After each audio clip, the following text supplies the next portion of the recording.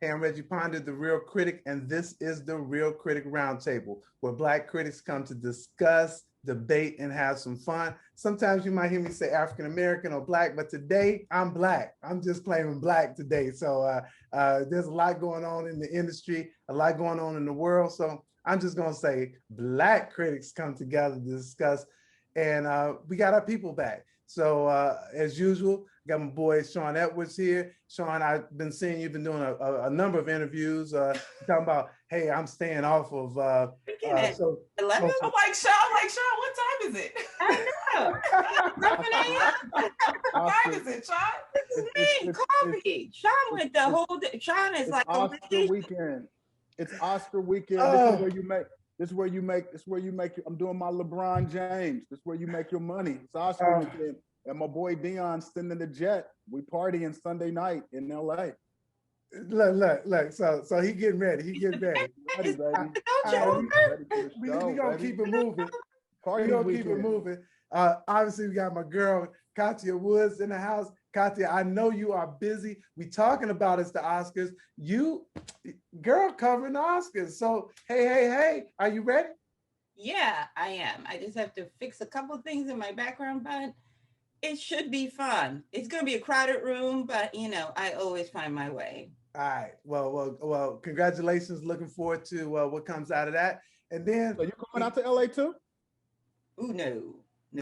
She's doing it here. I still believe that we're in the Pandadocha and LA is a mess. It's like 1 out of 5 people have COVID. Ooh, no, child. You all got this. I'm good. Katya said, I'm not taking the risk. I'm fully vaccinated, but still 1 out of 5? Because they can't have a seat. No, I feel you. And then we got my nemesis, KB, in the house. KB, what's up? Good to have you, girl. Ciao. Okay, Reggie. Well, I'm happy to be here with everyone else except for Reggie. How about that? No. Thanks for having me back, Reggie. Love it. All right, we're gonna get right into it because we do have a lot to try to cover today. The first one is we're gonna talk about the movie a lot of people have been waiting to see, which is Mortal Kombat.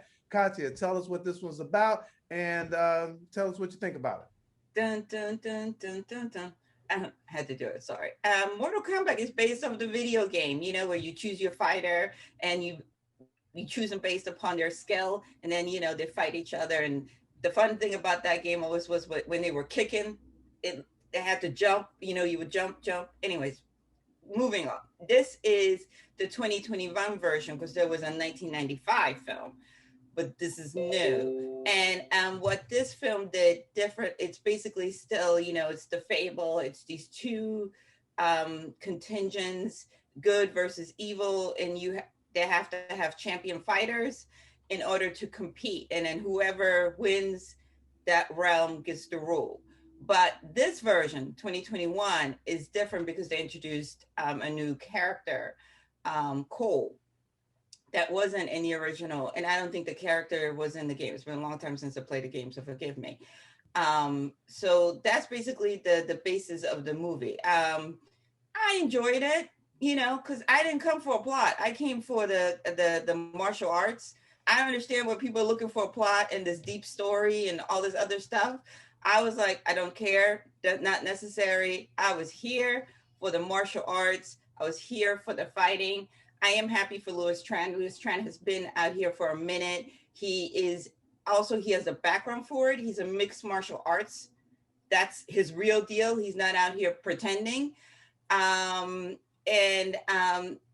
I enjoyed it. And, again, it's cheesy, it's kooky, but again, ain't nobody going to see Mortal Kombat for Academy Award-winning performances. If you are, I'm sorry. This is what we said about Godzilla versus Kong. Sean, thoughts? I'm so confused by this movie. Number one, the fans will be happy because they stayed about as true as you possibly could to the video game. I just need all the parents out there listening. This ain't the one for kids because they're going to hear Mortal Kombat. They're going to think movie based off of a video game, and they're going to want to load up the minivans and the SUVs to take the kiddos. This movie is as violent as a Quentin Tarantino movie, and everybody's looking at my face right now, and you can clearly see me. The profanity had me blushing, and it's hard for me to blush. And I just don't understand where they were going, because this is a hard R movie for a reason.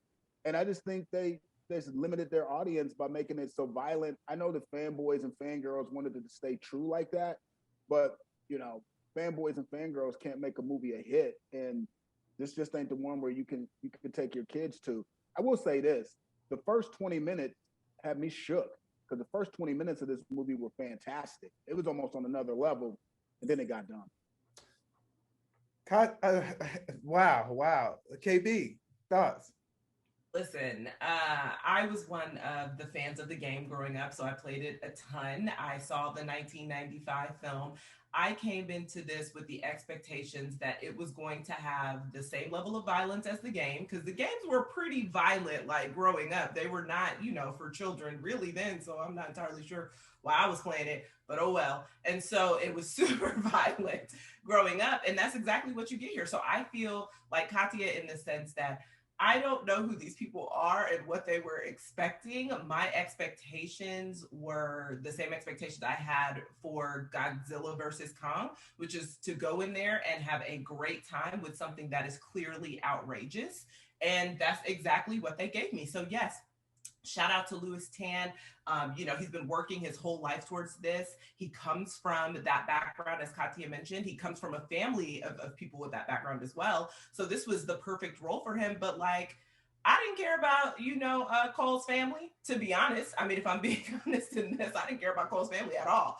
I came here to see the death matches, and that's exactly what I got. And so I had a great time because it just reminded me of my 90s childhood and everything that I loved and adored about Mortal Kombat. I agree with Sean. The first 20 minutes actually are fantastic. The way it's shot is vastly different from the rest of the film. And the first 20 minutes also were really hard to watch because, I did not expect him to ice the son too, but here we are. I was like, dang, they killed a child. But it is Mortal Kombat, and they hold nothing. Much. Right. Oh, I'm sorry. I'm sorry. Listen, everybody's gonna watch it today and they're gonna see. Luckily, that part really doesn't make a difference in the storyline at the end, because to Sean's point, you are watching kind of two different films. Essentially, once that happens, you're kind of watching two different films and seeing kind of the good versus evil that we're used to in Mortal Kombat. But. Yeah, so it's really interesting. Sean didn't really go into this, but I think that this is where he was going.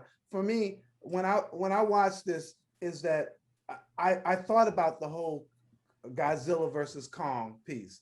And the difference for that is that these some fictional things, those monsters or whatever, I did want the story to work here, and it didn't work for me. And I think that's because what they did in that first, I don't know if it was 20 minutes, I was hooked. I was like, oh my goodness, this is about to be some deep stuff. And it went into just the fighting, and the fighting was good. Don't get me wrong. They had some good. The fighting's great. They had some good stuff, fantastic. But it didn't match what it started out with for me. So for me, I'm saying I'm happy that it's on HBO Max too, because for the people who don't want to pay that money, go ahead and check it out. Unfortunately, to what Sean said about kids watching it, the people who got HBO Max, everybody gonna be watching it. Your whole family gonna come together and be watching it. And maybe you'll be shocked, maybe you won't, because I do know that there's some young kids who play this one. This one for me was not the enjoyable movie that I really want to see. I'm probably gonna shock you guys here. I liked Godzilla versus Kong better because of what they did in terms of starting the movie and ending the movie. It's a different type of movie, though. I'm so baffled at the fact that you two expect a story. Again, I agree with Sean. I disagree with Sean. This movie is going to be a huge hit. Number one, 6 o'clock news. Have you lived in America? Is way more violent. This isn't like traumatizing type of violence. It's like, it's kind of fake. So, but it's still cool. I think this is going to hit like with middle schoolers on up. They're going to be at the movies this weekend to see this. I think the numbers are going to be really good for this. And again, I am still baffled by people That's me. Yeah, hey, But hey, there's no yeah. way. Who that I think winning it's- is wanting some deep ink. Nobody. I think it's gonna get a I'm with sequel. KB. no problem. care No problem. about Let me no problem. Let me let Sean get in here because that's me. I wanted something more than that. But let me let Sean in here. It can't possibly be a massive hit. If you study rated R releases through the history of since rated R became a thing, it's just it's no way it can be a hit at the box office. All right, we'll see. I bet you $1,000 so I can get another bottle of this. All right, you got the last word, KB, on this one. Listen, I think it'll get a sequel for sure. I think that they're going to build a franchise around it. They left the door open for it. Yeah, and I think that was always the intention. Absolutely. I think, to be honest, I think from a marketing perspective, they're hoping that the same things that happened with Godzilla and versus Kong will happen with Mortal Kombat, in the sense that, you know, people will just keep building buzz around it online because it's so outrageous. Like, I think that they want people to keep talking about it because of that element, and they're hoping to be able to, you know, keep pushing it forward. There's no competition.